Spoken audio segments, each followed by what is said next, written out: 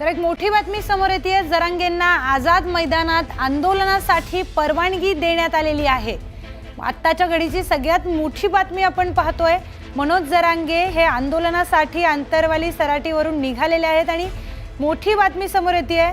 आझाद मैदानात आंदोलनासाठी त्यांना परवानगी मिळालेली आहे। या संदर्भातील अधिकची माहिती जाणून घेऊयात आपल्या प्रतिनिधी प्रणाली कापसे यांच्याकडून। प्रणाली, सगळ्यात मोठी बातमी आपण आता पाहतोय, मनोज जरांगे यांना आझाद मैदानावर मोर्चा आंदोलनासाठी परवानगी मिळाली आहे। अत्यंत मोठी आणि महत्त्वाची ही बातमी म्हणावी लागेल, कारण मनोज जरांगे पाटील हे आजच आंतरवाली सराटीवरून आंदोलनासाठी निघालेले आहेत आणि दुसरीकडे त्यांना परवानगी मिळत नव्हती। त्यावरून मोठं एक राजकारण सुद्धा होताना आपण बघायला मिळाले। आरोप प्रत्यारोप झाले आणि आता नेमकं काय होणार असा प्रश्न उपस्थित झालेला होता। परंतु आताच पोलिसांनी, आझाद मैदान पोलिसांनी ही एका दिवसासाठी, एका वेळेसाठी ही परवानगी दिलेली आहे।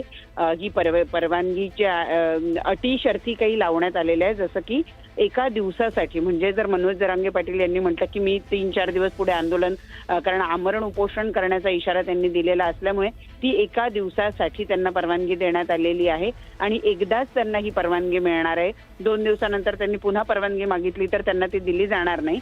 एका वेळेला एका दिवसासाठी ही परवानगी देण्यात आलेली आहे। सोबतच जर शनिवार, रविवार आणि कुठल्याही शासकीय सुट्टीच्या दिवशी ही परवानगी देण्यात येणार नाहीये, असं सुद्धा या पत्रामध्ये म्हटलेलं आहे। मुळात ही परवानगी दिली जात नव्हती, त्यावरून सुद्धा आपण बघितलं की मोठ्या प्रमाणावर आरोप प्रत्यारोप झाले होते आणि मनोज जरांगे पाटील हे त्यांच्या आंदोलनावर ठाम होते आणि अशात ती परवानगी त्यांना आता देण्यात आलेली आहे।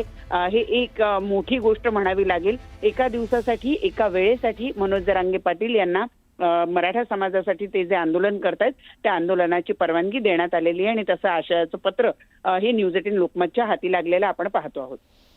प्रणाली, मोठी बातमी ही समोर येते। एक दिवसाचा आंदोलनाची परवानगी ही मनोज जरांगे यांना देण्यात आलेली आहे। याचे काय पडसाद उमटू शकतात, कारण की गणेशोत्सव देखील आजपासून सुरू झालाय।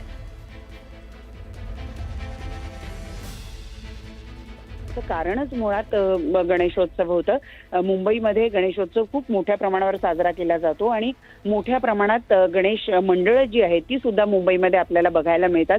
असे VIP मुवमेंट असलेले किंवा जिथे मोठ्या प्रमाणावर महाराष्ट्रातले, मुंबईतले मोठमोठाले लोक येतात, असे अनेक मंडळ आहेत आणि त्या मंडळांच्या सुरक्षेच्या दृष्टीनं सुद्धा हजारो भाविक ज्या ठिकाणी येतात त्या सुरक्षेच्या दृष्टीनं सुद्धा पोलिसांवर एक मोठा ताण असतो। अशात एक मोठं आंदोलन जर मुंबईमध्ये येऊ घातलं, आपल्याला माहिती आहे की मनोज जरांगे पाटील यांचं आंदोलन हे खूप मोठं असतं आणि असं जर आंदोलन मुंबईमध्ये येऊ घातलं असेल तर कायदा सुव्यवस्थेचा एक मोठा प्रश्न निर्माण होऊ शकला असता आणि म्हणूनच मनोज जरांगे पाटील यांना आंदोलन पुढे ढकलण्याची सुद्धा विनंती करण्यात आलेली होती किंवा गणेशोत्सवाच्या काळामध्ये हे आंदोलन दुसऱ्या कुठल्या ठिकाणी करावं, म्हणजे नवी मुंबईचं सिडको मैदान त्यांना सुचवण्यात आलेलं होतं।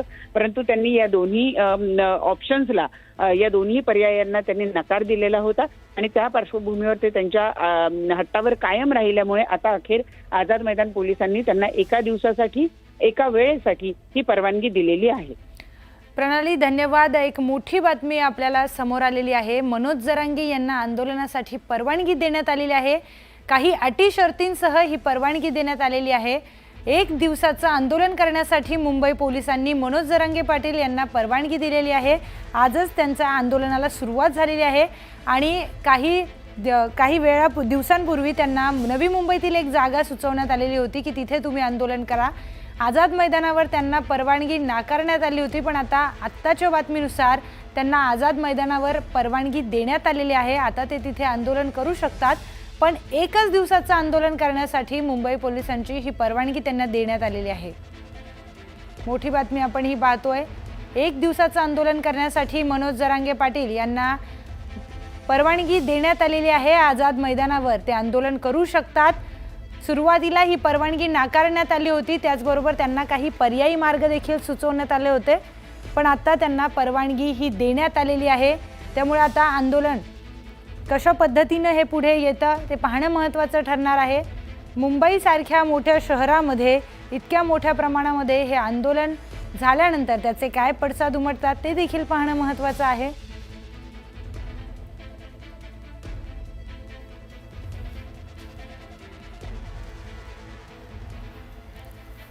ओबीसी आंदोलक नवनाथ वाघमारे आपल्या सोबत आहेत.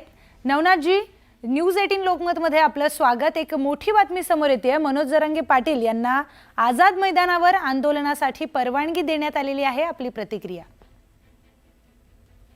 ठीक आहे, त्याला तो राज्य सरकारचा आणि न्यायालयाचा निर्णय आहे, परंतु हे मुंबईला परवडणार नाही. कारण जे 2-5 हजार जरी लोक 10,000 5,000 जे काय लोक येतील ते मुंबईमध्ये घुसखोरी केल्यानंतर त्यांच्या गाड्या घोड्या मुंबईला गणेशोत्सवाच्या तोंडावर वेठीस धरण्याचा हा प्रयत्न आहे. की राज्य सरकारने कुणाच्या दबावाला बळी पडून निर्णय घेतलाय तो अतिशय चुकीचा आहे. कारण काल उच्च न्यायालयाने जो निकाल दिला होता तो अतिशय महत्वपूर्ण होता. कारण की गणेशोत्सवाचा विचार करून तो उच्च न्यायालयाने निकाल दिला होता. त्यावर जर आज पुन्हा जर निर्णयामध्ये बदल होऊन आझाद मैदानावर परवानगी मिळत असेल तर हे अतिशय गंभीर आहे आणि ते मुंबईसाठी चांगलं नाही, महाराष्ट्रासाठी चांगलं नाही. आणि हे नक्कीच हे जे आंदोलक मुंबईत आल्याच्या नंतर काय करतील याला सांगता येत नाही. यांनी मराठवाडा जाळलाय, बीड जाळलंय, ते नक्कीच मुंबईमध्ये दहशत निर्माण करण्याचं काम करतील आणि ते मुंबईसाठी घातक असत. नवनाथजी, तुम्ही म्हणतायत की मुंबईसाठी हे चांगलं नाहीये, महाराष्ट्रासाठी हे चांगलं नाहीये, नेमकं तुम्हाला काय म्हणायचं? आता या आंदोलनाचा इतिहास आहे, यामध्ये सगळे खरं जर पाहायला गेलं आपण तर याच्यामध्ये सगळे वाळू माफिया, गुटखा माफिया आणि गुंडगिरी करणारे सगळे लोक आहेत. याच्यामध्ये आरोपींचा सुद्धा जरांगीच्या आंदोलनामध्ये आरोपी आहे. जो बीडमध्ये आता विजय पवार नावाचा जो क्लासेस चालवणारा, ज्यांनी अल्पवयीन मुलीवर लैंगिक अत्याचार प्रकरणी त्याच्यावर पोस्को अंतर्गत गुन्हा दाखल झाला होता आणि तो जामिनावर सध्या बाहेर आहे. हा आरोपी त्यामध्ये येऊन जरांगीच्या रॅलीमध्ये सहभागी झालेल्या त्यांनी स्वागत केले, त्याचे फोटो सुद्धा व्हायरल झालेत. संदीप क्षीरसागर सोबत त्या आंदोलनामध्ये सामील झालेला आहे. असे जर गुन्हेगार त्यामध्ये येत असतील तर असे अनेक गुन्हेगारी वृत्तीचे लोक त्या आंदोलनामध्ये सहभागी आणि नक्कीच यांना मुंबईमध्ये दंगल घडवायची, यांना मुंबईमध्ये दहशत निर्माण करायची, राज्य सरकारवर दहशत निर्माण करायची. याला आरक्षण मिळेल नाही मिळेल याच्याशी काही घेणं नाही. जरांगे यांना फक्त सरकारवर वचक निर्माण करायचा आणि सरकारवर दबाव टाकून कुठतरी जे आपल्याला ओबीसी मधून आरक्षण मिळणारच नाही, जे संविधानातून मिळत नाही, ते आरक्षण दादागिरी करून मिळवण्याचा हा प्रयत्न आहे, बाकी काही नाही. नवनाथजी, अतिशय गंभीर आरोप तुम्ही करतायत की त्यांना मुंबईमध्ये दंगल घडवून आणायची आहे. त्यांच्या ज्या आंदोलनामध्ये गुंड आहेत. नेमकं मुद्दा असा आहे की ओबीसी मधनं तुम्हाला आरक्षण त्यांना नाही द्यायचंय, त्यामुळे तुम्ही हे सगळे आरोप करताय का?